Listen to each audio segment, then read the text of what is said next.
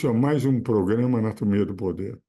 Hoje entrevistando um dos maiores tributaristas do Brasil, um dos maiores conhecedores de direito tributário, dos maiores juristas da atualidade brasileira, que é o professor Roque Arras. Aquele que tem o privilégio de todos os oradores que eu conheço, são muito poucos aqueles que têm esse privilégio de falar por escrito. Quando ele fala, não se precisa mudar nada. Quando se estenografa ou quando se grava, tal é a perfeição com que se há o nosso estimado e querido amigo Roque Carrasa, professor da PUC. Meu querido Roque, um privilégio tê-lo aqui no meu programa e vamos discutir um pouco sobre os projetos de aumento de carga tributária, sobre reforma tributária. E eu tenho feito no meu Instagram, e já começo com a primeira pergunta, algumas colocações. Nós tivemos em 2024 o maior aumento de carga tributária da história do Brasil, nos últimos 15 anos, que é quando a Receita começou a programar 32,3%. Mas a gastança do governo foi para 37,4%,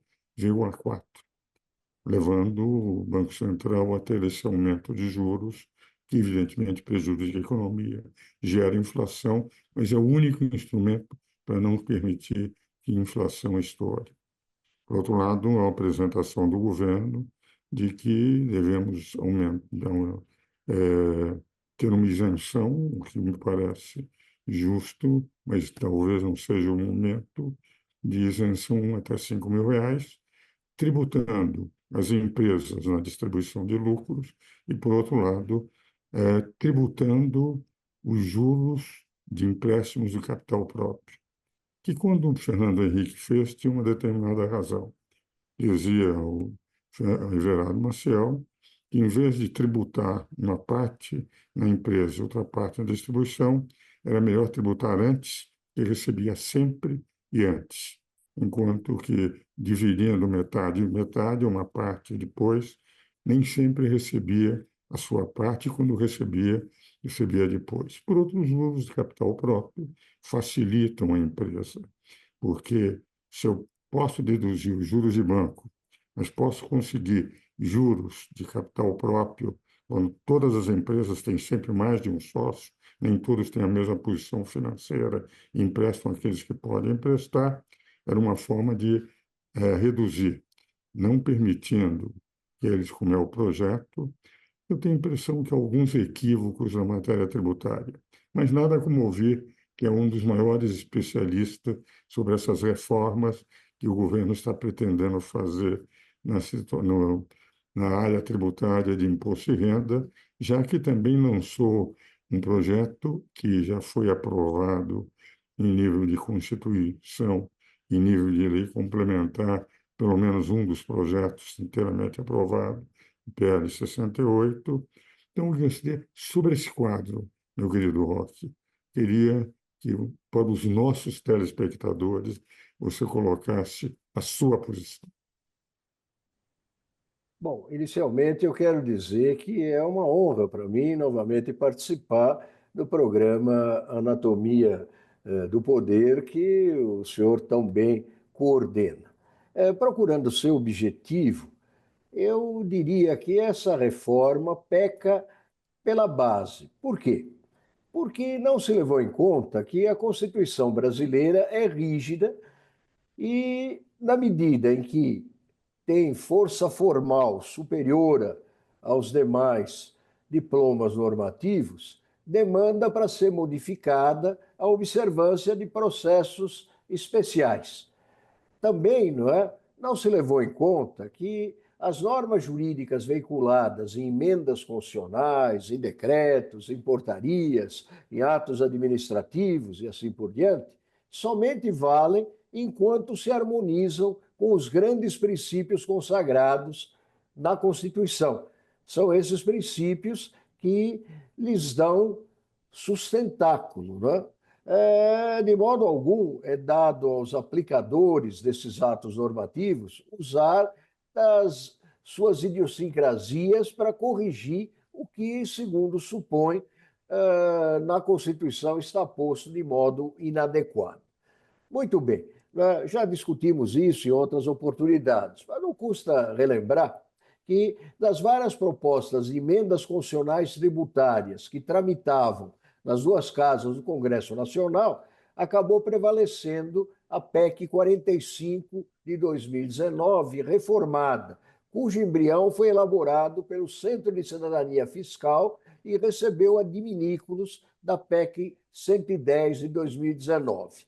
Em apertada síntese, a PEC em questão, foi convertida na emenda constitucional número 132 de 2023, que unificou o IPI, o PIS, a COFINS, o ICMS e o ISS num imposto dual, que alguns chamam de IVA dual, instituível por meio de lei complementar federal, a saber, o IBS, Imposto sobre Bens e Serviços, cujo produto será repartido entre os estados, os municípios e o Distrito Federal, e a CBS, Contribuição sobre Bens e Serviços, na realidade também um imposto, cujo produto ficará nos cofres da União. Também a emenda constitucional 132 autorizou a União a criar, por meio de lei ordinária, um imposto seletivo sobre externalidades negativas, ou seja, sobre operações jurídicas com produtos nocivos à saúde ou ao meio ambiente. Externalidades negativas essas a serem igualmente apontadas em lei complementar federal.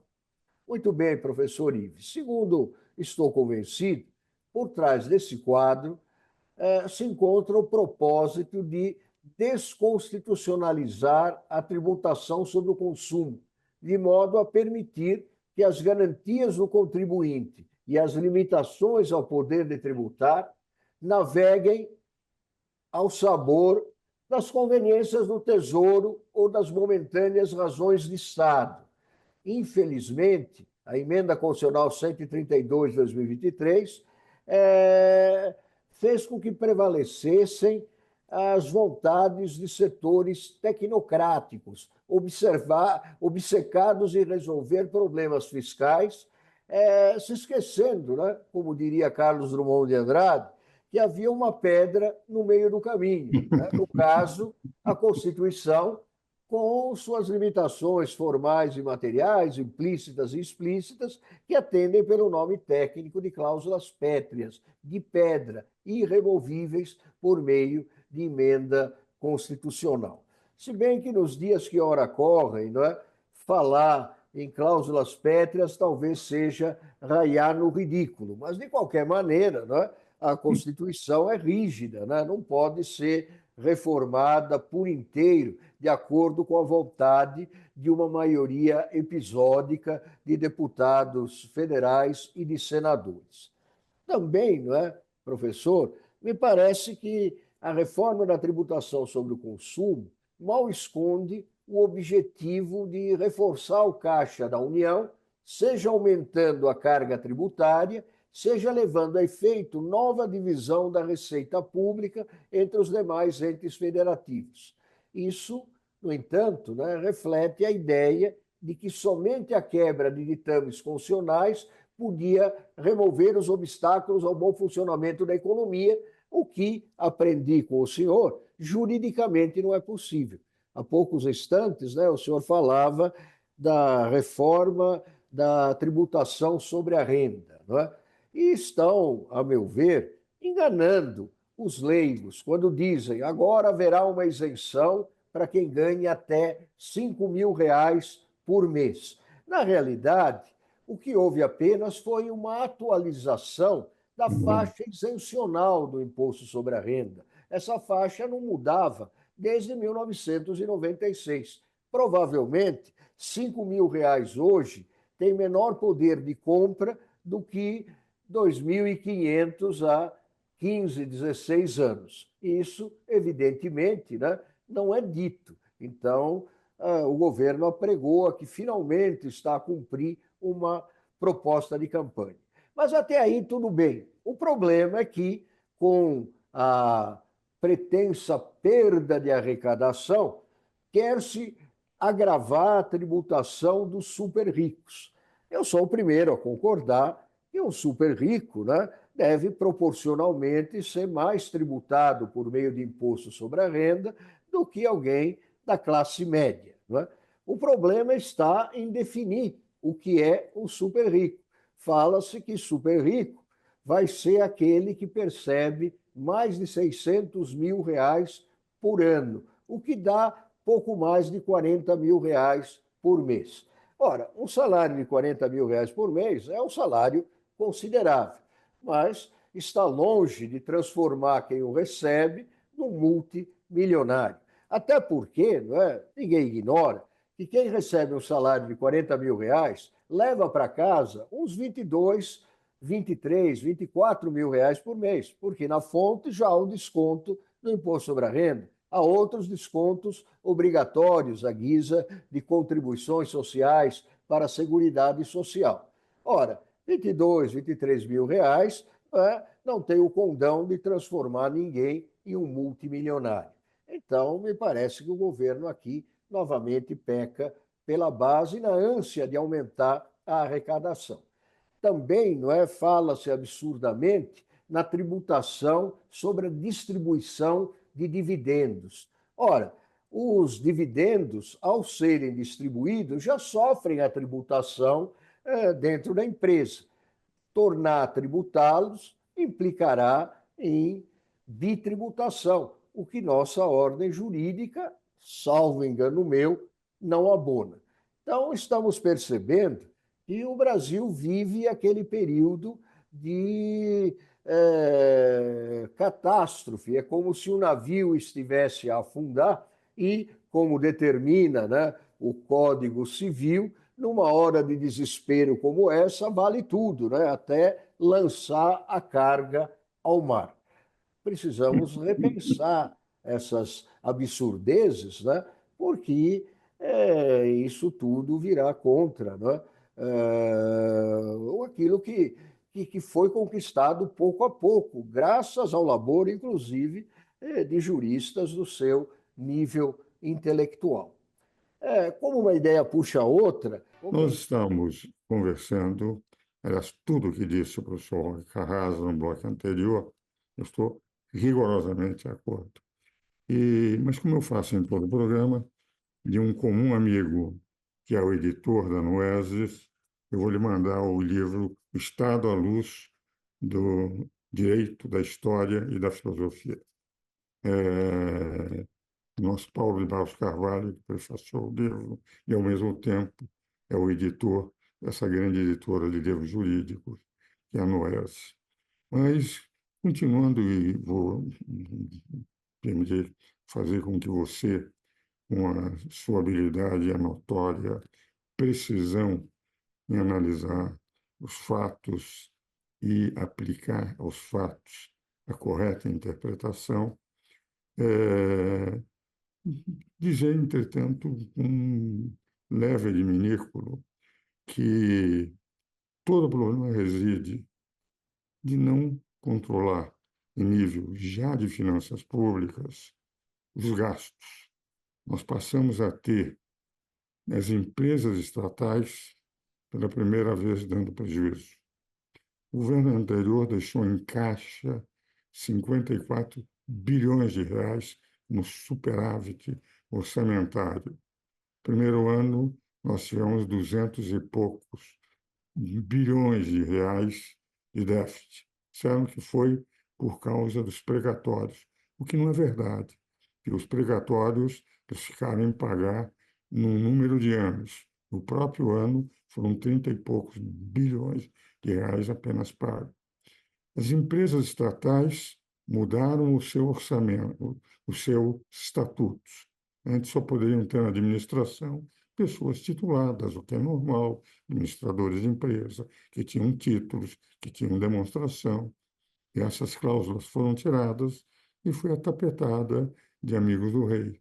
O que nós vemos este ano, de 2024, melhor dizendo, as estatais tirando o Banco do Brasil, Caixa Econômica, que são bancos, esses necessariamente têm que dar lucros. As empresas estatais deram um prejuízo, algo que não acontecia, porque também serviu para, e está pretendo, como eu disse, de nos amigos do rei.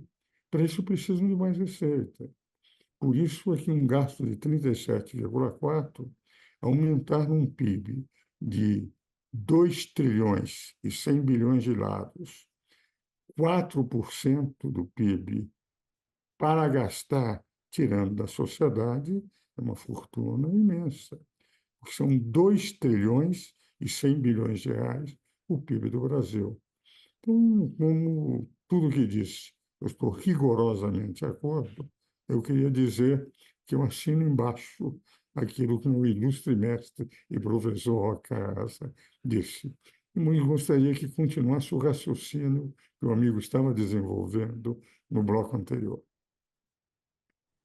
Bom, eu só posso concordar com as suas observações. De fato, a nossa economia vai mal, não é? Convém que os senhores que nos acompanham por meio desse programa, não é, se recordem que o doutor Roberto Campos Neto foi muito criticado por ter aumentado a taxa de juros. Ele foi chamado até de impatriota, pois o atual presidente do Banco Central, o doutor Galípolo, que é um economista de competência Bom nível. inequívoca, não é? Ele não teve alternativa, foi obrigado a aumentar ainda mais a taxa de juros, porque a economia é uma ciência exata, né? Não admite politicagens. O que eu vejo preocupado também é que o governo atual, na ânsia de favorecer as pessoas com menor poder econômico, foi malbaratando o tesouro nacional. E o Brasil está em grandes dificuldades financeiras, que eu não sei como vão ser superadas. Certamente não com o aumento da arrecadação, primeiro, porque esse aumento só se fará sentir a partir de 1º de janeiro de 2033, quando a reforma da tributação sobre o consumo estiver produzindo todos os seus efeitos. E depois, não é? Porque o tributo IBS, né, o IVA dual, que congrega o IBS e a CBS, a meu ver, vai ser altamente sonegável, vai ensejar contestações. Eu vejo muitas inconstitucionalidades, não apenas na emenda constitucional 132, mas na própria Lei Complementar 214 de janeiro de 2025. Eu observo, né, os senhores telespectadores, que a Lei Complementar 214 de 2025, ela criou em abstrato tanto o IBS quanto a CBS. E, ao fazê-lo, foi além da conta, né? Aprofundou as inconstitucionalidades, o que me remete a um velho adágio popular: nada é tão ruim que não possa ficar pior. Vou dar um exemplo. As entidades imunes, de acordo com a literalidade da emenda constitucional 214, terão que suportar o peso econômico do IBS e da CBS. Ora, imunidade constitucional, aprendi também com o senhor, professor Ives, é proibição absoluta ao poder de tributar. Por ser proibição absoluta, claro que as situações de imunidade não podem ser contornadas por meio de artifícios legislativos, ainda que em nome de hipotéticas e sempre questionáveis questões de Estado. Tudo isso vai merecer, certamente, do Poder Judiciário as devidas correções. Mas eu fico com um pouco de medo, viu, em deixar toda a responsabilidade nas mãos do Poder Judiciário. Até para amenizar um pouco o rigor da conversa, recentemente eu me encontrei com o ministro do Supremo Tribunal Federal das minhas relações e ele brincou comigo, dizendo: agora vocês tributaristas, com essa reforma da tributação sobre o consumo, vão ter muito trabalho. E eu não sei se me excedi, né, mas disse brincando. Bom, depende do que o Supremo Tribunal Federal vai decidir. Se ele convalidar todas essas heresias, aí, pelo contrário, faltará trabalho para os tributaristas. Mas sempre haverá meios de se atacar esse monstrengo que é a reforma da tributação sobre o consumo pelas beiradas, em primeira instância, portanto. Né? Os juízes de primeiro grau estão mais próximos da realidade e menos preocupados com a salvaguarda da economia nacional. Eles estão corretamente preocupados em aplicar de modo adequado a Constituição e as leis. Então, eu confio, né, que, embora as mais altas instâncias do Poder Judiciário, no primeiro momento, não é, deixem as inconstitucionalidades passar, os juízes e tribunais, impropriamente chamados de inferiores, vão restabelecer o primado da Constituição. Quem viver, verá. Não é? Não posso também, professor Ives, deixar de mencionar que os mentores da PEC 45, que se transformou, repito, na Emenda Constitucional 132, não atentaram para uma verdade sediça. Para qual verdade sediça? Nenhuma reforma constitucional tributária pode fazer nascer tributo simples. Na verdade, o IBS e a CBS são complicados. Aliás, li um artigo, né, de sua autoria, observando muito bem que o Código Tributário Nacional, que cuida das normas gerais em matéria de legislação tributária, tem 200 e poucos artigos. Só a Lei Complementar 214 tem mais de 500 artigos. E teremos outros 500 artigos quando o projeto de lei complementar 108 for transformado em lei complementar.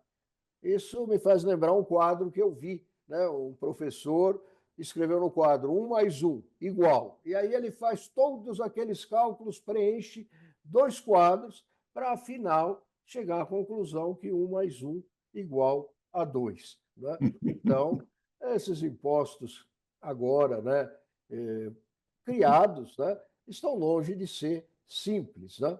E, de fato, né, com o grau de complexidade da economia nacional, não passa de devaneio, penso eu, imaginar que possa haver impostos a um tempo simples, justos e propiciadores de elevada arrecadação fiscal.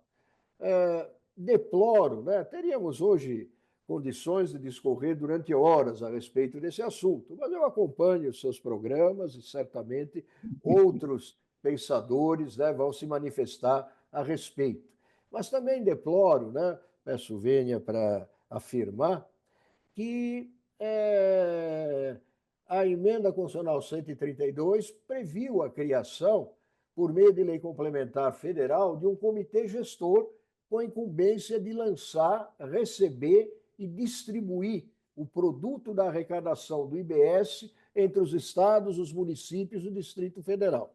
Esse órgão, o comitê gestor, será integrado por 54 membros, a saber, 27 representando cada um dos estados da Federação Brasileira, mais um representando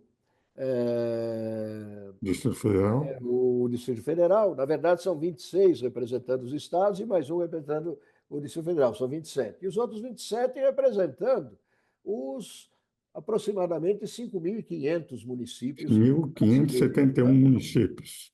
Então, e as deliberações serão aprovadas por maioria absoluta, desde que a maioria dos representantes estaduais corresponda a mais de 60% da população do país. Veja, até na formulação da ideia se nota a complexidade do assunto. Né?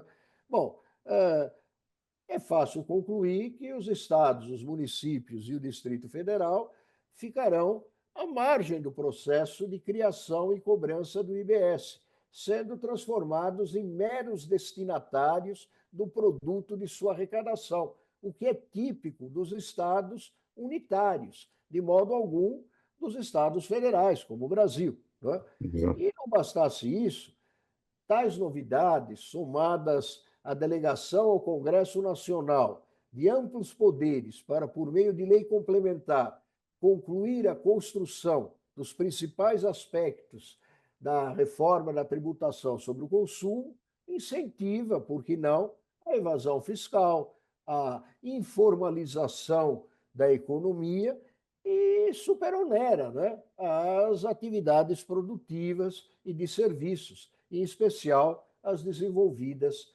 pela classe média. Eu Exatamente. realmente, professor Ives, não vejo com bons olhos, né, essa reforma constitucional tributária. Tenho sido muito criticado por isso, né? Já me chamaram de muitas coisas, inclusive de impatriota, né? Mas eu acho que estou sendo realista, né? Espero, sinceramente, estar enganado. Espero, a breve trecho, retornar ao seu programa para dar a mão à palmatória. Mas, por enquanto, eu continuo convencido que a emenda constitucional 132 feria o fundo o princípio federativo. Meu caro Roque, plenamente de acordo com tudo o que disse, além do que vamos ter um aumento de carga tributária, não há como, e para compensar a União não terá os recursos necessários. Se não tem para a sua própria administração, imagine para repor para estados e municípios que vão perder. Meu caro Roque, o tempo é um inimigo monumental no nosso programa. Eu gostaria de ficar ouvindo a noite inteira a você É. falar, que é um dos maiores meus telespectadores, conhecedores e professores de direito tributário do Brasil. Mas quero lhe agradecer de coração e aos meus telespectadores, convidá-los novamente para ouvir o programa no próximo domingo.